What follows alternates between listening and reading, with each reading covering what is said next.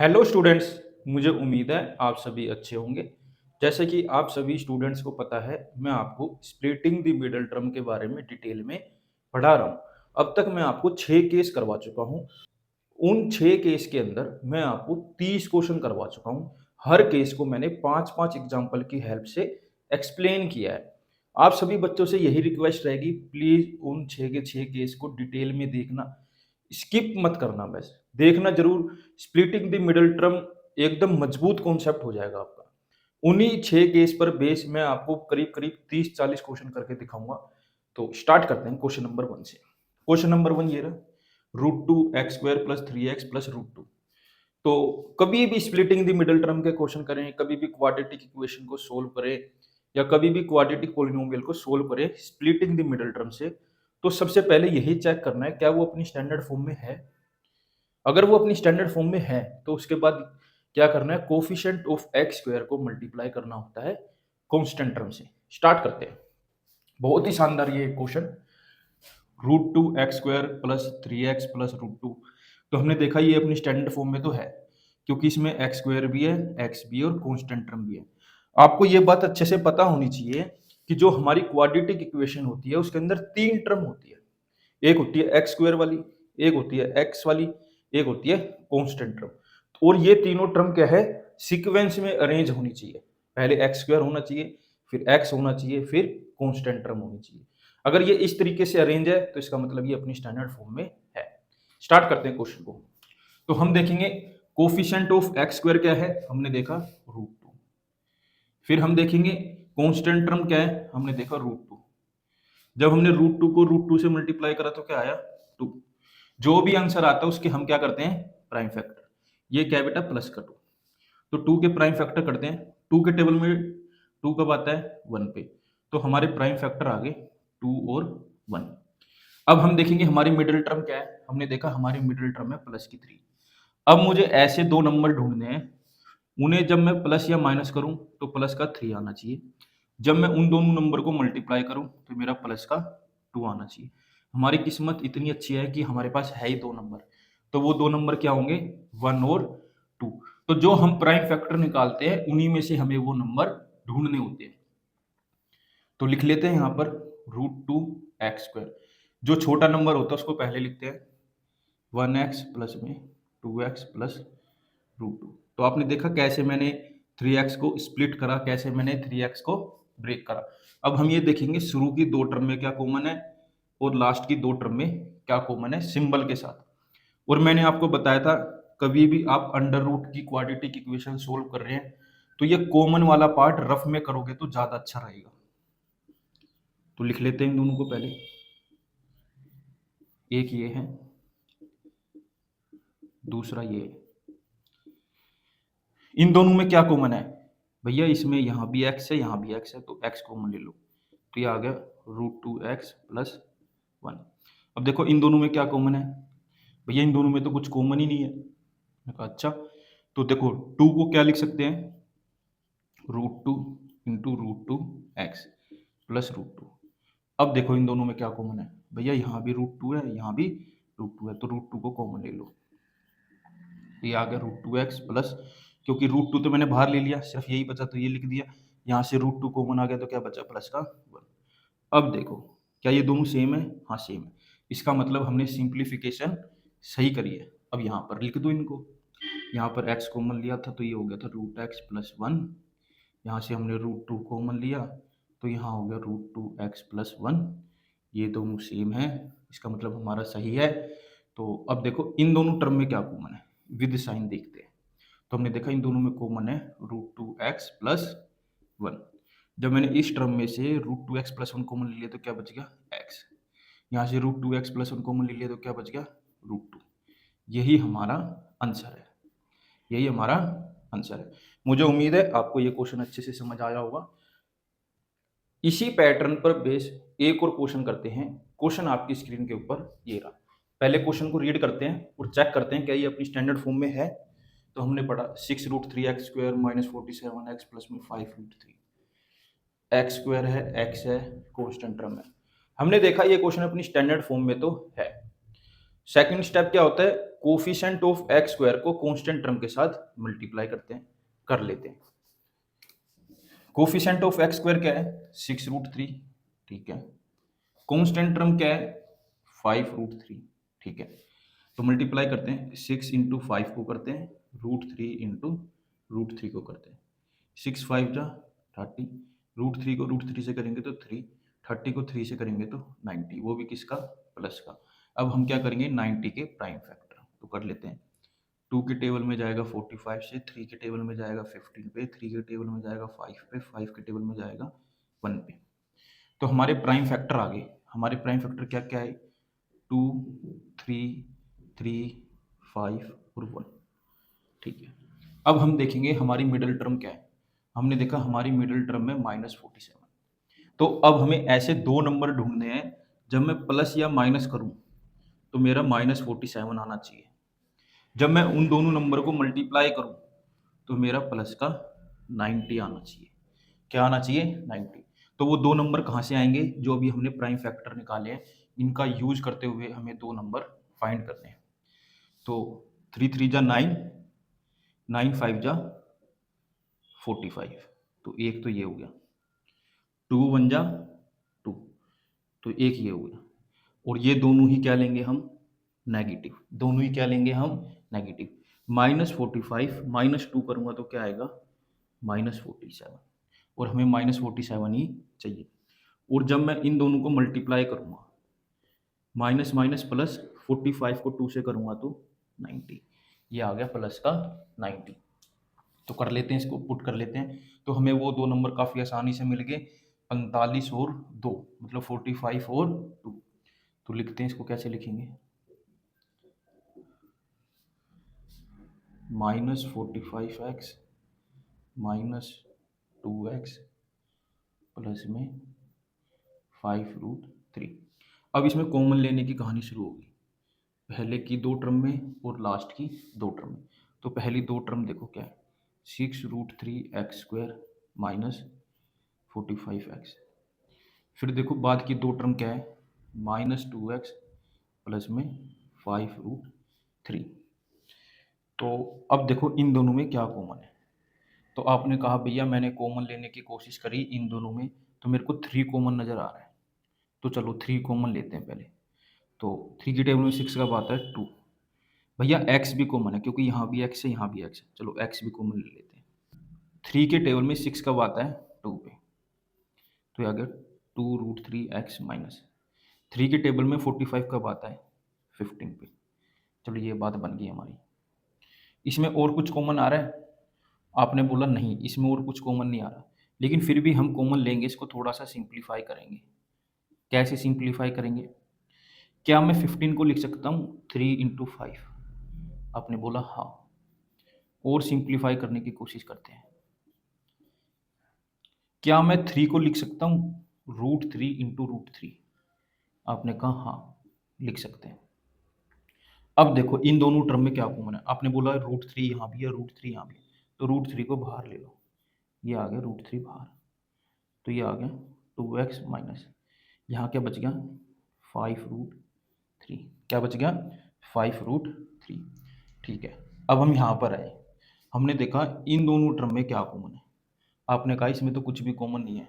तो किसी में कुछ भी कॉमन नहीं होता तो उसमें 1 कॉमन होता है, तो इसमें मैं -1 कॉमन ले लेता हूँ, तो ये क्या बच जाएगा 2x प्लस में 5√3। अब देखो क्या ये दोनों सेम है, हमने कहा हाँ ये दोनों सेम है, यहाँ माइनस आएगा बस, क्या आएगा क्योंकि माइनस मैंने कॉमन ले लिया तो प्लस का क्या हो जाएगा माइनस। हमने क्या ये दोनों सेम है, आपने कहा हाँ ये दोनों सेम है, इसका मतलब हमने सिंप्लीफाई सही किया है। तो यहाँ से कॉमन ले लेते हैं 3√3x, यहाँ बच जाएगा 2x माइनस, यहाँ बच जाएगा 5√3, यहाँ से हमने कॉमन लिया -1, यहाँ बच जाएगा 2x माइनस 5√3। अब देखो इन दोनों टर्म में क्या कॉमन है, तो इन दोनों टर्म में कॉमन है 2x माइनस 5√3। तो देखो अब इस टर्म में से ये कॉमन आ गया, क्या बच गया 3√3x, इस टर्म में से ये कॉमन आ गया, क्या बच गया माइनस का 1। यही इसका आंसर है। मुझे उम्मीद है आपको ये क्वेश्चन अच्छे से समझ आया होगा। नेक्स्ट क्वेश्चन देख लेते हैं। नेक्स्ट क्वेश्चन आपकी स्क्रीन के ऊपर ये रहा। X square minus root three x minus six, ये भी अंडर रूट वाली कैटेगरी ही है। सबसे पहले हम ये चेक करेंगे क्या ये अपनी स्टैंडर्ड फॉर्म में है। हमने देखा यहाँ एक्स स्क्वायर भी है, एक्स भी है, कांस्टेंट टर्म भी है और ये तीनों टर्म में सीक्वेंस में अरेंज भी है। इसका मतलब ये अपनी स्टैंडर्ड फॉर्म में तो है।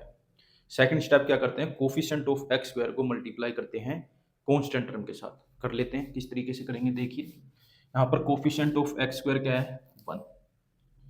यहाँ पर कांस्टेंट टर्म क्या है, -6। तो 1 को -6 से करेंगे तो क्या आएगा, -6। अब 6 का कर लो प्राइम फैक्टर, 2 के टेबल में 3 के, 3 के टेबल में 1 के, तो ये क्या है 2 3 1। ठीक है, अब देखो मिडिल टर्म क्या है, हमने मिडिल टर्म बड़ी ध्यान से देखी, वो है -√3। तो अब हमें ऐसे दो नंबर ढूंढने हैं जब मैं उन दोनों नंबर को प्लस या माइनस करूं तो मेरा -√3 आए, और जब मैं उन दोनों नंबरों को मल्टीप्लाई करूं तो मेरा -6 आए। और वो दो नंबर हमें कहाँ से मिलेंगे, जो अभी अभी हमने प्राइम फैक्टर करे हैं उनसे। तो इस तरह के क्वेश्चन को करने के लिए हम क्या करते हैं, ये देखते हैं इसकी मिड टर्म में रूट कहाँ पर है। हमने देखा √3 पे, 3 पे रूट लगा हुआ है, तो यहाँ पर हम 3 को क्या करेंगे, ऐसे थोड़ा सा हाईलाइट कर देंगे। तो अब ध्यान से बताना, क्या मैं 3 को ही लिख सकता हूँ √3 हाँ भैया लिख सकते हो, बिल्कुल लिख सकते हो। अब इन चार नंबर को यूज करते हुए मुझे दो नंबर के पेयर बनाने हैं। ठीक है, तो मुझे साफ साफ दिख रहा है 2√3 और 1√3। तो इसको लूंगा मैं माइनस का, इसको लूंगा मैं प्लस का। -2√3 में से जब 1√3 जाएगा तो क्या बचेगा, -1√3। ठीक है, -2√3 को मल्टीप्लाई करो 1√3 से, -2 को 1 से मल्टीप्लाई करूंगा -2, √3 को √3 से करूंगा तो 3, 2 3 जा 6, ये आ गया -6। ठीक है, अब वो दो नंबर क्या मिले हमें, -2√3 और 1√3। तो पुट कर लेते हैं एक्स स्क्वायर -2√3x प्लस में 1√3x -6। अब देखो इन दो टर्म में और इन दो टर्म में क्या कॉमन है, और कॉमन लेने का तरीका मैंने आपको बता रखा है कि इस वाले केस में कॉमन रफ में ले लेना बढ़िया रहेगा, नहीं तो ऊपर खिचपिच सी बन जाएगी। अगर आप इंटेलिजेंट हो तो ऊपर भी ले सकते हो, कोई दिक्कत नहीं है। ठीक है, चलो कॉमन लेते हैं। इन दोनों में देखो क्या कॉमन है, आपने कहा इन दोनों में सिर्फ और सिर्फ एक्स कॉमन है, तो ले लो एक्स कॉमन। तो यहाँ बच गया एक्स -2√3। अब मैंने बोला इन दोनों में क्या कॉमन है, आपने बोला कुछ भी कॉमन नहीं है, तो मैंने कहा कॉमन तो लेना पड़ेगा, नहीं तो बात बनेगी नहीं। 6 को लिख सकते हैं 2 × 3, आपने कहा हाँ। अब देखो 3 को लिख सकते हैं √3 × √3, आपने कहा हाँ। अब देखो इन दोनों टर्म में क्या कॉमन है, आपने बोला √3, तो कॉमन ले लेते हैं प्लस का √3, यहाँ क्या बच गया x माइनस ये क्या बच गया 2√3। अब देखो क्या ये दोनों सेम है, आपने कहा हाँ, तो इसका मतलब ये सही है। तो यहाँ लिख लेते हैं इनको x -2√3, यहाँ से हमने लिया प्लस √3, तो यहाँ बच गया x -2√3। अब देखो इन दोनों टर्म में क्या कॉमन है, हमने देखा इन दोनों टर्म में कॉमन है x -2√3। जब मैंने इस टर्म में से x -2√3 कॉमन ले लिया तो क्या बच गया x। जब मैंने इस टर्म में से x -2√3 कॉमन ले लिया तो क्या बच गया प्लस का √3। यही आपका आंसर है, यही आपका आंसर है। मुझे उम्मीद है आपको समझ आ गया होगा। इसी पैटर्न पर बेस मैं आपको एक और क्वेश्चन करके दिखाता हूँ। क्वेश्चन आपकी स्क्रीन के ऊपर ये रहा, पहले रीड कर लेते हैं। 7x² प्लस 2√14x प्लस में 2। तो सबसे पहले हम ये चेक करते हैं क्या ये अपनी स्टैंडर्ड फॉर्म में है। तो हमने देखा यहाँ पर x² भी है, x भी है, कांस्टेंट टर्म भी है, और ये तीनों टर्म में सीक्वेंस में अरेंज भी है। इसका मतलब ये अपनी स्टैंडर्ड फॉर्म में तो है। नेक्स्ट काम क्या करते हैं, हम ये देखते हैं कोफिशिएंट ऑफ x² क्या है और कांस्टेंट टर्म क्या है, और उन दोनों को मल्टीप्लाई कर देते हैं। करते हैं ये काम। कोफिशिएंट ऑफ x² क्या है 7, कांस्टेंट टर्म क्या है 2, दोनों को मल्टीप्लाई करो 14 प्लस का 14। अब इसका क्या लो प्राइम फैक्टर, 2 के टेबल में 7 पे, 7 के टेबल में 1 पे, तो वो 2 7 1 क्या है, ये हमारे प्राइम फैक्टर। अब हम ये देखेंगे हमारी मिडिल टर्म क्या है। हमने देखा हमारी मिडिल टर्म में 2√14, 2√14। अब हमें ऐसे दो नंबर ढूंढने हैं, जब मैं उन्हें प्लस या माइनस करूं तो प्लस का 2√49, जब मैं उन दोनों नंबरों को मल्टीप्लाई करूं तो मेरा प्लस का 49। तो ऐसे नंबर हमें ढूंढने हैं। तो हम ये देखते हैं हमारी मिडिल टर्म के अंदर रूट कहाँ पर है, हमने देखा 14 पर। तो हमें क्या करना है, 2 7 14 और 1। अब हमें क्या करना है, जो ये 14 है इसको लिखना है √14 और √14 और ये 1। अब हमें इन तीन नंबर का यूज करते हुए ऐसे दो नंबर ढूंढने हैं, जब उनको मैं प्लस करूं तो 2√14 आ जाए, मल्टीप्लाई करूं तो 14 आ जाए। वो क्या है, √14 और √14। वो दो नंबर क्या है, √14 और √14। जब मैं इन दोनों को प्लस करूंगा तो क्या आएगा, 2√14 और √14 को √14 से मल्टीप्लाई करूंगा तो क्या आएगा, 14। तो वो दो नंबर क्या है भाई, √14 और √14 प्लस में 2। अब ये देखो शुरू की दो टर्म में क्या कॉमन है और लास्ट की दो टर्म में क्या कॉमन है, और कॉमन कहाँ लेना है, रफ में। हमेशा ध्यान रखना कॉमन कहाँ लेना है, रफ में। तो ले लेते हैं कॉमन, इन दोनों में क्या कॉमन है और इन दोनों में क्या कॉमन है। अब आपको ये देखना है इन दोनों टर्म में क्या कॉमन है। आपने बड़ी ध्यान से देखा, आपने कहा भैया इनमें तो कुछ भी कॉमन नहीं है, सिर्फ एक्स कॉमन है। तो मैंने कहा इसको थोड़ा सा सिंप्लीफाई करना पड़ेगा। कैसे, 7 को लिख सकता हूँ √7 इंटू √7 एक्स स्क्वायर, प्लस में √14 को लिख सकता हूँ √2 इंटू √7 एक्स। आपने कहा हाँ। अब देखो इन दोनों टर्म में क्या कॉमन है, आपने कहा इन दोनों टर्म में कॉमन है √7 एक्स। तो यहाँ से क्या बच गया, √7 एक्स प्लस यहाँ क्या बच गया, √2। तो ये वाली बात हमारी होगी। अब यहाँ पर देखते हैं यहाँ पर क्या कॉमन है। हमने ध्यान दिया यहाँ भी कुछ कॉमन नहीं है, तो इसको थोड़ा सा सिंप्लीफाई करना पड़ेगा। जैसे √14 को क्या लिख सकते हैं, √2 इंटू √7 एक्स। 2 को क्या लिख सकते हैं, √2 इंटू √2। अब ये देखो इन दोनों टर्म में क्या कॉमन है। हमने देखा इन दोनों टर्म में कॉमन है √2। तो यहाँ से √2 आ गया कॉमन, तो क्या बच गया, √7 एक्स प्लस में √2। तो हमने देखा ये दोनों क्या आ गए, सेम। इसका मतलब हमारा सही है। तो यहाँ पर लिख लेते हैं इनको, √7 एक्स कॉमन लिया तो क्या आ गया, √7 एक्स प्लस में √2 प्लस इन दोनों में क्या कॉमन है, √2। तो यहाँ क्या बच गया, √7 एक्स प्लस में √2। अब देखो इन दोनों टर्मों में क्या कॉमन है।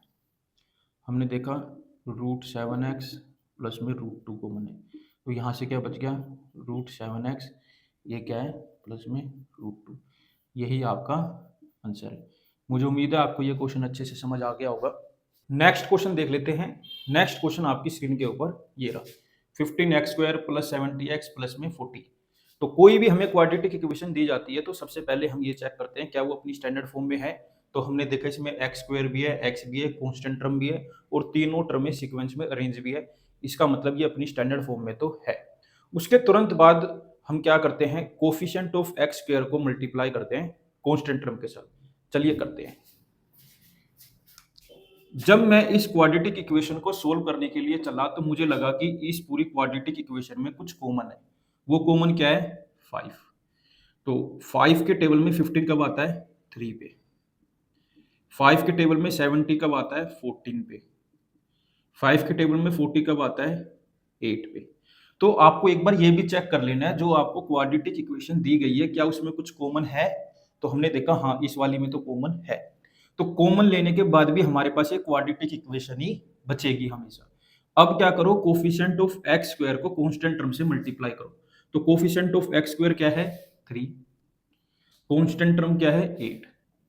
3 8 जा 24, वो भी प्लस का। अब क्या करो, 24 के प्राइम फैक्टर करो। ये 2 के टेबल में जाएगा 12 पे, ये 2 के टेबल में जाएगा 6 पे, ये 2 के टेबल में जाएगा 3 पे, ये 3 के टेबल में जाएगा 1 पे। तो प्राइम फैक्टर क्या क्या है, 2 2 2 3 और 1। अब देखो इसकी मिडिल टर्म क्या है। हमने देखा इसकी मिडिल टर्म है प्लस की 40। अब हमें ऐसे दो नंबर ढूंढने हैं जब मैं प्लस या माइनस करूं तो मेरा प्लस का 14 आए और जब मैं मल्टीप्लाई करूं तो मेरा प्लस का 24 आए।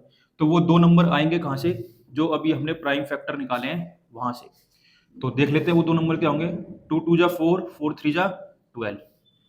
तो एक तो ये हो गया, 2 वन जा 2, तो वो दो नंबर क्या है, 12 और 2, 12 2 जा 24, 12 प्लस 2 करूंगा तो क्या आएगा 14, और 12 को 2 से मल्टीप्लाई करूंगा तो क्या आएगा 24। तो वो दो नंबर हमें मिल गए 2 और 12। तो लिख लेते हैं 2x प्लस में 12x प्लस में 8। अब देखो इन दोनों टर्म में क्या कॉमन है, शुरू की दो टर्म में और आखिर की दो टर्म में क्या कॉमन है। तो हमने देखा इसमें तो कुछ कॉमन नजर ही नहीं आ रहा, सिर्फ और सिर्फ x नजर आ रहा है, तो ये जाएगा 3x प्लस में 2। अब देखो इन दोनों में क्या कॉमन है, इन दोनों में कॉमन है प्लस का 4, तो यहाँ क्या बच गया 3x प्लस में 2। ठीक है, अब ये देखो इस टर्म में क्या कॉमन है और इस टर्म में क्या कॉमन है। हमने देखा इस टर्म में कॉमन है 3x प्लस 2, तो हमने ले लिया 3x प्लस 2, क्योंकि 3x प्लस 2 इस टर्म में भी है और इस टर्म में भी है। 3x प्लस 2 कॉमन ले लिया तो यहाँ क्या बच गया सिर्फ x, यहाँ क्या बच गया सिर्फ प्लस का 4। यही आपका आंसर है। मुझे उम्मीद है आपको यह क्वेश्चन समझ आ गया होगा। नेक्स्ट क्वेश्चन कर लेते हैं। नेक्स्ट क्वेश्चन आपकी स्क्रीन के ऊपर ये रहा, -2s² माइनस 9s माइनस 10। तो कभी भी हमें क्वाड्रेटिक इक्वेशन दी जाती है और हमसे बोला जाता है कि इसको स्प्लिटिंग द मिडिल टर्म से सोल्व करो, तो सबसे पहले हम ये देखते हैं क्या वो अपनी स्टैंडर्ड फॉर्म में है। तो हमने इसको चेक करा, क्या ये अपनी स्टैंडर्ड फॉर्म में है, s² भी है, s भी है, कांस्टेंट टर्म भी है, तो ये अपनी स्टैंडर्ड फॉर्म में तो है। नेक्स्ट स्टेप हम क्या करते हैं, कोफिशिएंट ऑफ s² को मल्टीप्लाई करते हैं कांस्टेंट टर्म के साथ, कर लेते हैं। स्टार्ट करते हैं इस क्वेश्चन को। तो जब मैं इस क्वेश्चन को करने के लिए चला तो मैंने देखा कि ये तीनों ही टर्म में माइनस किया है, तो इनमें से माइनस कॉमन लिया जा सकता है। तो मैंने माइनस कॉमन ले लिया, तो ये हो गया 2s² प्लस 9s प्लस 10। अब कोफिशिएंट ऑफ s² को मल्टीप्लाई करो कांस्टेंट टर्म के साथ, तो हमने करा तो ये आ गया 20 प्लस का 20। अब हम क्या करेंगे, इस 20 के प्राइम फैक्टर, फिर 2 के टेबल में जाएगा 10 पे, 2 के टेबल में जाएगा 5 पे, 5 के टेबल में जाएगा 1 पे। तो प्राइम फैक्टर क्या क्या है, 2 2 5 और 1। अब हम ये देखेंगे मिडिल टर्म क्या है। हमने देखा मिडिल टर्म है प्लस की 9। अब हमें ऐसे दो नंबर ढूंढने हैं जब मैं प्लस या माइनस करूं तो प्लस का 9 आना चाहिए, और जब मैं उन दोनों नंबरों को मल्टीप्लाई करूं तो प्लस का 20 आना चाहिए। तो वो नंबर मुझे साफ साफ दिखाई दे रहे हैं, 2 2 जा 4, 5 1 जा 5, तो वो नंबर है 4 और 5। क्या है वो नंबर, 4 और 5। 4 प्लस 5 करूंगा तो क्या आएगा बेटा 9, और 4 को 5 से मल्टीप्लाई करूंगा तो क्या आएगा 20। तो हमारी बात बन गई। यहाँ पर इन नंबरों को यहाँ पर लिख लेते हैं। नंबर क्या है 4 और क्या है 5 प्लस में 10। अब देखो हमने क्या करना है, 9s को ब्रेक करना है ऐसे। अब हम ये देखेंगे शुरू की दो टर्म में क्या कॉमन है और लास्ट की दो टर्म में क्या कॉमन है। हमने देखा शुरू की दो टर्म में कॉमन है 2s, तो ये हो जाएगा s प्लस 2। अब हम देखेंगे बाद की दो टर्म में क्या कॉमन है। हमने देखा 5, तो ये हो जाएगा s प्लस 2। अब ये देखो इन दोनों टर्म में क्या कॉमन है। हमने देखा s प्लस 2, जब मैंने इस टर्म में से s प्लस 2 कॉमन ले लिया तो क्या बच गया 2s। इस टर्म में से भी मैंने s प्लस 2 कॉमन ले लिया तो क्या बच गया प्लस का 5। यही हमारा आंसर है। मुझे उम्मीद है आपको ये क्वेश्चन समझ आया होगा। नेक्स्ट क्वेश्चन आपकी स्क्रीन पे ये ना, पढ़ लेते हैं। नेक्स्ट क्वेश्चन क्या है, 5x प्लस में x² माइनस 104। तो कभी भी हमें क्वाड्रेटिक इक्वेशन के क्वेश्चन आते हैं तो सबसे पहले हम यही देखते हैं क्या वो अपनी स्टैंडर्ड फॉर्म में है। हमने देखा 5x प्लस x² माइनस 104, ये अपनी स्टैंडर्ड फॉर्म में तो नहीं है, मतलब ये सीक्वेंस में अरेंज नहीं है, इसको हमें सीक्वेंस में अरेंज करना पड़ेगा। चलिए कर लेते हैं। इस तरीके से इसको अरेंज करेंगे तो पहले आएगा x², फिर आएगा 5x, फिर आएगा माइनस 104 मतलब 104। अब हमने देखा हाँ अब ये अपने सीक्वेंस में अरेंज भी है और ये अपनी स्टैंडर्ड फॉर्म में भी है। अब हम क्या करेंगे, कोफिशिएंट ऑफ x² को मल्टीप्लाई करेंगे कांस्टेंट टर्म के साथ। तो कोफिशिएंट ऑफ x² इसके अंदर 1 है और कांस्टेंट टर्म इसके अंदर 104 है, तो ये आ गया 104। तो अब हम क्या करेंगे 104 के प्राइम फैक्टर करेंगे, तो कर लेते हैं। ये ध्यान रखना कांस्टेंट टर्म माइनस में थी, ठीक है बेटा। तो 2 के टेबल में जाएगा ये 52 पे, फिर 2 के टेबल में जाएगा 26 पे, फिर 2 के टेबल में जाएगा 13 पे, फिर ये 13 के टेबल में जाएगा 1 पे। तो हमारे प्राइम फैक्टर क्या क्या है 2 2 2 13 और 1। अब हम देखेंगे इसकी मिडिल टर्म क्या है। हमने इसकी मिडिल टर्म देखी प्लस का 5। अब हमें ऐसे दो नंबर ढूंढने हैं जब मैं प्लस या माइनस करूं तो प्लस का 5 आए, और जब मैं उनको मल्टीप्लाई करूं तो -104 आए। तो वो दो नंबर क्या हैं देखते हैं, और वो पता कहाँ से चलेंगे दो नंबर हमें, जो अभी हमने प्राइम फैक्टर निकाले वहां से। तो 2 2 जा 4, 4 2 जा 8, 13 1 जा 13। तो वो दो नंबर हैं 13 और 8। अब मेरे को क्या करना है, प्लस माइनस करूँ तो प्लस का 5 है, तो 13 को प्लस का ले लेता हूँ, 8 को माइनस का ले लेता हूँ। तो 13 में से 8 जाएंगे तो क्या आएगा, प्लस का 5। -8 और 13 को मल्टीप्लाई करूंगा तो क्या आएगा, -104। तो वो दो नंबर क्या है, 8 और 13। तो लिख लेते हैं -8x प्लस में 13x -104। अब देखो शुरू की दो टर्म में क्या कॉमन है और आखिर की दो टर्म में क्या कॉमन है। हमने देखा इसमें तो सिर्फ और सिर्फ x कॉमन है, तो x ले लेते हैं, ये हो जाएगा x -8। अब मैंने देखा इन दोनों टर्मों में क्या कॉमन है, हमने देखा इसमें 13 कॉमन है, तो ये हो जाएगा x -13 के टेबल में 104 कब आता है, 8 पे। अब देखो इन दोनों टर्म में क्या कॉमन है, हमने देखा इन दोनों टर्म में कॉमन है x -8, क्योंकि x -8 यहाँ भी है, x -8 यहाँ भी है। तो यहाँ से x -8 ले लिया तो यहाँ क्या बच गया, x प्लस इन दोनों में मैंने देखा x -8 कॉमन आ गया तो क्या बच गया, 13। यही आपका आंसर है। मुझे उम्मीद है आपको ये क्वेश्चन अच्छे से समझ आ गया होगा। नेक्स्ट क्वेश्चन देख लेते हैं। नेक्स्ट क्वेश्चन आपकी स्क्रीन के ऊपर ये रहा, b² -45 -12b। तो कोई भी क्वाड्रेटिक इक्वेशन हमें दी जाती है और उसको बोला जाता है स्प्लिटिंग द मिडिल टर्म से सोल्व करो। तो सबसे पहले हम ये चेक करते हैं क्या वो अपनी स्टैंडर्ड फॉर्म में है। तो हमने इस इक्वेशन को बड़ी ध्यान से देखा, हमने देखा ये अपनी स्टैंडर्ड फॉर्म में तो नहीं है। तो सबसे पहले हम क्या करेंगे, इसको हम इसकी स्टैंडर्ड फॉर्म में लिखेंगे। चलिए लिख लेते हैं। तो सबसे पहले हम क्या लिखेंगे, b², फिर क्या लिखेंगे -12b -45। अब हमने देखा हाँ अब ये अपनी स्टैंडर्ड फॉर्म में है, क्योंकि पहले b² है, फिर b है, फिर कांस्टेंट टर्म है। अब क्या करेंगे, कोफिशिएंट ऑफ b² को मल्टीप्लाई करेंगे कांस्टेंट टर्म के साथ। तो कोफिशिएंट ऑफ b² है 1, कांस्टेंट टर्म में -45, तो ये आ गया -45। अब 45 के क्या करेंगे हम, प्राइम फैक्टर। तो ये 3 के टेबल में जाएगा 15 पे, फिर ये 3 के टेबल में जाएगा 5 पे, ये 5 के टेबल में जाएगा 1 पे। तो हमारे प्राइम फैक्टर क्या क्या है, 3, 3, 5 और 1। अब हम देखेंगे इसमें मिडिल टर्म क्या है, हमने देखा -12। अब हमें ऐसे दो नंबर ढूंढने हैं जब मैं प्लस या माइनस करूं तो -12 आए, जब मैं उन दोनों नंबरों को मल्टीप्लाई करूं तो माइनस का 45 आए। और वो नंबर कहाँ से ढूंढने, हमने प्राइम फैक्टर में से, जो अभी हमने प्राइम फैक्टर निकाले उनमें से। तो देख लेते हैं वो दो नंबर क्या है, 3 5 जा 15, 3 1 जा 3। तो वो नंबर क्या है, 15 और 3। 15 को ले लो माइनस का और 3 को ले लो प्लस का। -15 + 3 करूंगा तो क्या आएगा, -12। -15 और 3 को मल्टीप्लाई करूंगा तो क्या आएगा, -45। तो हमारा ये ठीक है। तो इन दोनों नंबरों को हम यहाँ पर लिख लेते हैं। छोटा क्या है 15, ये क्या है प्लस का 3b -45। अब ये देखो शुरू की दो टर्म में क्या कॉमन है और लास्ट की दो टर्म में क्या कॉमन है। तो शुरू की दो टर्म में कॉमन है b, तो यहाँ से आ गया b -15। अब इन दोनों टर्म में क्या कॉमन है, 3, तो ये आ गया b। 3 के टेबल में 45 कब आता है, 15 पे। अब देखो इन दोनों टर्म में क्या कॉमन है, हमने देखा इन दोनों टर्म में कॉमन है b -15।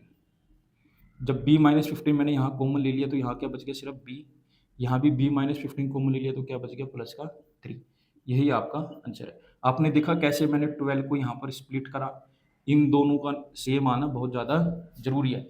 यही आपका आंसर है। मुझे उम्मीद है आपको ये क्वेश्चन समझ आ गया होगा। अभी अभी मैंने आपको क्वेश्चन नंबर 7 और क्वेश्चन नंबर 8 कराया, दोनों ही जम्बल्ड क्वाड्रेटिक इक्वेशन थी। अब मैं आपको क्वेश्चन नंबर 9 करा रहा हूँ। जो ये क्वेश्चन नंबर 9 है ये फ्रैक्शन वाली क्वाड्रेटिक इक्वेशन है। देखिए इसको कैसे स्प्लिटिंग द मिडिल टर्म से सोल्व करते हैं। क्वेश्चन आपकी स्क्रीन के ऊपर ये रहा, 1/3x² -2x -9। तो हमने देखा कि ये तो फ्रैक्शन में दी गई है, और फ्रैक्शन वाली क्वाड्रेटिक इक्वेशन को सोल्व करने का सबसे अच्छा तरीका ये होता है कि जो जो डिनोमिनेटर में है उनका एलसीएम ले लो। तो चलिए देखते हैं इस क्वेश्चन को कैसे करना है। प्लस मैंने यहाँ पर ये भी देख लिया कि ये अपनी स्टैंडर्ड फॉर्म में तो है, क्योंकि पहले x² है, फिर x है, फिर कांस्टेंट टर्म है। स्टार्ट करते हैं। तो इसको मैं ऐसे लिख सकता हूँ, x²/3 -2x/1 -9/1। तो जो ये डिनोमिनेटर में इनके एलसीएम ले लो, 3, 1 और 1। इनके एलसीएम लोगे तो क्या आएगा बेटा, 3 आएगा। क्या आएगा, 3। आप कहोगे भैया वैसे भी तो दिख ही रहा था 3 आएगा, आपने क्यों एलसीएम लिया? बेटा हर तरह का बच्चा इस वीडियो को देखेगा, ठीक है? तो सभी को ध्यान में रखते हुए ये वीडियो बनाई जा रही है। तो यहाँ पर एलसीएम आया 3। 3 के टेबल में 3 कब आता है, 1 पे, ठीक है? 1 के टेबल में 3 कब आता है, 3 पे, तो 3 2 जा 6। 1 के टेबल में 3 कब आता है, 3 पे, 3 9 जा 27। तो ये 1/3 को आप ऐसे साइड में लिख लेंगे, इसको लिखेंगे x square minus 6x minus 27। अब देखो ये बन गई एक क्वाड्रेटिक इक्वेशन। क्या बन गई बेटा, ये क्वाड्रेटिक इक्वेशन। इसको सोल्व करना है। कोफिशिएंट ऑफ एक्स स्क्वायर देखो क्या है भैया, 1। कांस्टेंट टर्म देखो क्या है, -27। तो ये क्या आ गया, -27। अब 27 के प्राइम फैक्टर करो, तो 3 के टेबल में जाएगा 9 पे, फिर 3 के टेबल में जाएगा 3 पे, 3 के टेबल में जाएगा 1 पे। तो इसके प्राइम फैक्टर आ गए 3 3 3 और 1। अब हम देखेंगे मिडिल टर्म क्या है। हमने देखा मिडिल टर्म है -6। अब हमें ऐसे दो नंबर ढूंढने हैं, जब मैं प्लस या माइनस करूं तो -6 आए, मल्टीप्लाई करूं तो माइनस का 27 आए। और वो दो नंबर ढूंढने कहाँ से, हमने प्राइम फैक्टर में से। तो मुझे तो साफ साफ नजर आ रहे हैं, 3 3 जा 9, 3 1 जा 3। तो वो दो नंबर क्या है, 9 और 3। तो 9 को लेंगे माइनस का, 3 को लेंगे प्लस का। तो -9 + 3 करा तो क्या आया, -6। -9 को 3 से मल्टीप्लाई करूंगा तो क्या आएगा, -27। तो वो दो नंबर क्या है बेटा, 9 और 3। तो यहाँ पर लिख लेते हैं x square minus 9x plus में 3x माइनस 27। अब देखो शुरू की दो टर्म में क्या कॉमन है और लास्ट की दो टर्म में क्या कॉमन है। तो शुरू की दो टर्म में कॉमन है x, तो ले लिया x, ये बच गया x माइनस 9 प्लस। अब इसमें देखो क्या कॉमन है, 3, तो यहाँ आ गया x माइनस 9। अब देखो इस टर्म में और इस टर्म में क्या कॉमन है। तो हमने देखा इन दोनों टर्म में कॉमन है x माइनस 9, तो मैंने कॉमन ले लिया।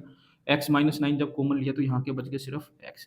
यहाँ पर x माइनस 9 कॉमन ले लिया तो क्या बच गया, सिर्फ प्लस का 3। यही आपका आंसर है। मुझे उम्मीद है आपको ये क्वेश्चन अच्छे से समझ आ गया होगा। अगर नहीं आया तो एक बार इस वीडियो को दोबारा देख लेना, आ जाएगा।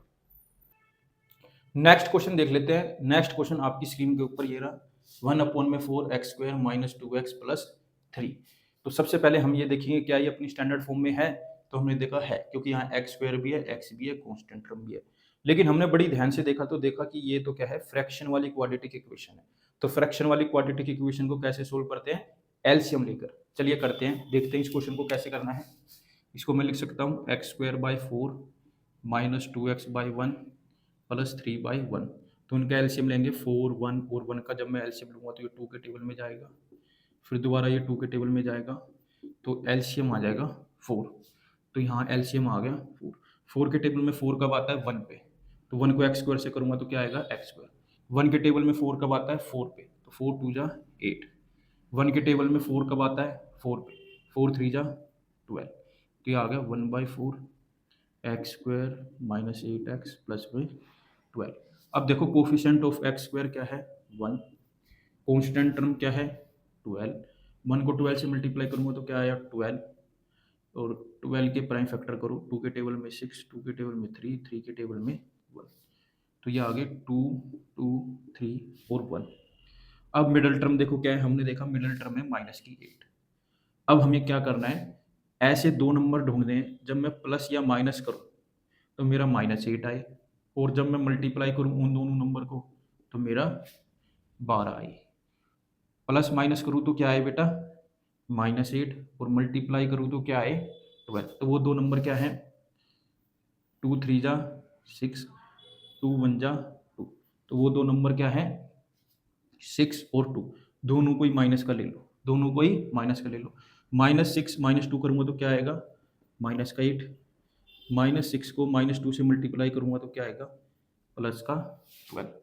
तो कर लेते हैं x square minus 6x minus 2x plus में 12। अब देखो शुरू की दो टर्म में क्या कॉमन है और आखिर की दो टर्म में क्या कॉमन है। हमने देखा शुरू की दो टर्म में x कॉमन है, तो ये हो गया x माइनस 6। अब देखो आखिर की दो टर्म में क्या कॉमन है, -2, तो ये हो गया x माइनस 6। तो अब देखो इन दोनों टर्म में क्या कॉमन है, आपने बोला x माइनस 6, तो x माइनस 6 कॉमन ले लो। यहाँ से क्या बच गया x, यहाँ से क्या बच गया -2, ये 1/4 ऐसे ही है। यही आपका आंसर है। आपने देखा कैसे मैंने फ्रैक्शन वाले क्वेश्चन को कितने आसानी तरीके से आपको करके दिखाया।